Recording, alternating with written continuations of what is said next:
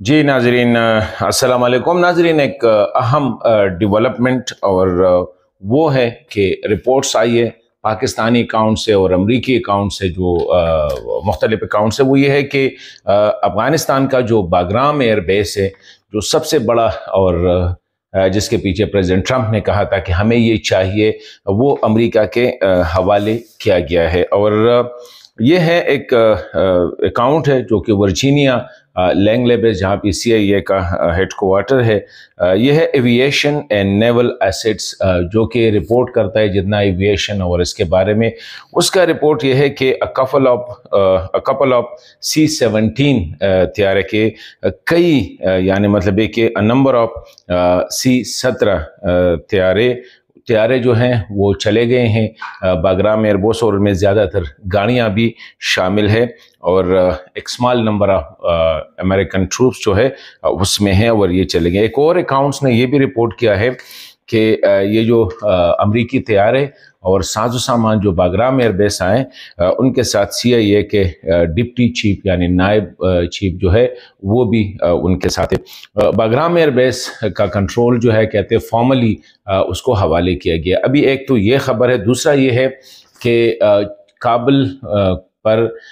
Iran की तरफ से क्या प्रेशर इस वक्त जो आ रहा है, और चीन की तरफ से क्या प्रेशर आ रहा है, उनकी तरफ से क्या, क्योंकि अभी तक तालिबान ने कंफर्म नहीं किया है, लेकिन चीन और ईरान जो है इसी हवाले से काफ़ी कंसर्न है। तो ये है कि ये जो एयरबेस है, ये बाकायदा जब से प्रेसिडेंट ट्रंप आए हैं तो उसने यही कहा था कि हमें बाग्राम एयरबेस चाहिए। और बाग्राम एयरबेस किस लिए चाहिए? इसलिए नहीं कि हम अफ़गानिस्तान या तालिबान, बल्कि हमें इसलिए चाहिए कि चीन पे हमने नज़र रखनी है, क्योंकि चीन न्यूक्लियर मिसाइल्स जो है ना, वो टेक्नोलॉजी उसमें अटेन की है और न्यूक्लियर मिसाइल्स बना रहे हैं। इसी हवाले से अहम जो है वो ये है कि अगर हम देखें तो खित्ते में ईरान और अमेरिका के दरमियान जो टेंशन है वो भी काफ़ी बढ़ चुका है। तो एक ये भी है कि जो फौरी तौर पर हो गया है, और ये जो अमरीकी, जिसकी तरफ मैंने इशारा किया, एविएशन एंड नेवल एसेट्स का जो इदारा है या उसका जो अकाउंट्स है, उसमें ये भी कहा है कि तालिबान को मतलूबा रकम जो है, वो पैसे जो है वो हवाले कर दिए गए हैं। मतलब ये है कि तालिबान पे तो ऑलरेडी जब से कई हफ्तों से, जब प्रेसिडेंट ट्रंप आए थे तो उन पे वो जो पैसे $40 मिलियन या $48 मिलियन जो वीकली दिया करते थे वो बंद हो गए थे, बाकी उनके एसेट्स फ्रीज हो चुके थे। तो ये अमेरिकी इदारा कहता है कि वो अभी रिलीज़ हो चुके हैं। तो बाग्राम एयरबेस की वजह से अभी जो खित्ते में एक नई सियासी और अस्करी सूरत हाल जो है डेफिनेटली पैदा होगी। बाग्राम एयरबेस अगर हम देखें तो ये बहुत ज़्यादा अहम, ये बिल्कुल काबुल के नॉर्थ पे ये वाक़या है, और तकरीबन 1950 में लगभग जो है इसको सोवियत यूनियन ने बनाया था। कहा जा रहा है कि ये सबसे मजबूत एयर फील्ड जो है, मतलब है कि रनवे जो है ना, कंक्रीट रनवे सबसे मजबूत रनवे है, और ये हर किस्म के जहाज़ जो है इस पे लैंड कर सकते हैं। और ये जो एंटी वॉर एंड टेरर था, जब अमेरिका 20 साल यहाँ पे रहा, तो सबसे बुनियादी किरदार काउंटर टेररिज्म या इस खित्ते में उसका था, वो बाग्राम एयरबेस में था, क्योंकि ये सबसे बड़ा एयर फील्ड था। तो और ज़ाहिरी बात है कि जब प्रेसिडेंट ट्रंप ने ये कहा कि हमें खित्ते में जो है ये, जब वो चले गए तो चीन की एंग्रेस ज़्यादा हो गई। तो अभी चीन को काउंटर करने के लिए इस तरह ईरान के साथ भी उनके ताल्लुकात ख़राब हो चुके हैं, पाकिस्तान के साथ भी टेंशन है, लेकिन पाकिस्तान अब एडजस्ट करने की कोशिश करेगा। अभी ये है कि जब अमरीकी चले गए तो ज़ाहिरी बात है चीन ज़रा ज़्यादा आ गए, स्पेशली मिनरल्स एंड माइंस में इन्वेस्टमेंट अफ़गानिस्तान में काफ़ी की, और उसके जो डिप्लोमेटिक रिलेशन भी सबसे पहले चीन ने अफ़गानिस्तान तालिबान के साथ कायम की। तो ये तासुर सामने आ गया कि अमेरिका ने जो स्पेस छोड़ी है वो चीन ले रहा है। तो ज़ाहिरी बात है अमेरिका की जो सबसे बड़ी प्रोजेक्ट है वो ये है कि चीन का रास्ता रोकना। और मैं पहले भी कह चुका हूँ कि अगर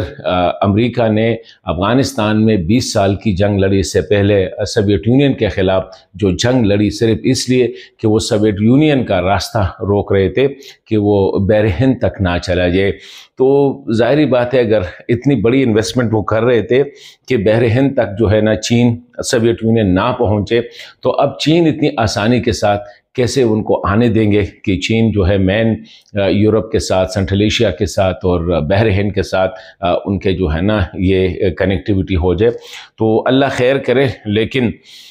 اگر یہ خبر، کیونکہ ابھی تک یہ کنفرم نہیں ہوئے، مختلف ذرائع سے یہ خبر آئی ہے کہ C-17 طیارے آئے ہیں، اس میں گاڑیاں آئی ہیں، اس میں دیگر اکوپمنٹ بھی آئے ہیں، اور آلریڈی